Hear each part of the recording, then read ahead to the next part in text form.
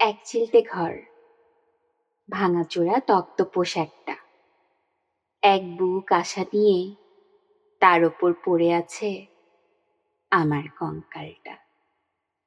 নিশাচর পাখিগুলি কি যেন জানান দেয়, রোজই ভাবি তুই আসবি, কিন্তু ভাবাটাই সার। এখন মস্ত ফ্ল্যাটে সন্তান সহ তোর দাম্পত্য জীবন, তুই তো ছোট্ট নেই আর।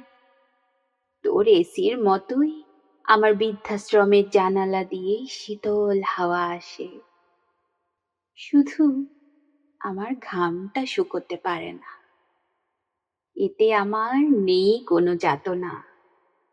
অফিস থেকে ফিরতে দেরি হলেই মাকে বলতিস বাপি কখন আসবে, মা বলতো ওভারটাইম শেষ হলেই আসবে।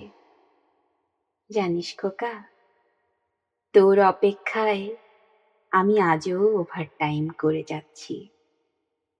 জানি না এই ওভারটাইম কবে শেষ হবে, হয়তো এভাবেই সব শেষ হয়ে যাবে। সব বাহী গাড়িটা শেষ দিনে যত্ন করে পৌঁছে দেবে আমায়। গাড়িটা আস্তে চালাস খোকা, মুখাগ্নি করতে শ্মশানে আসার সময়।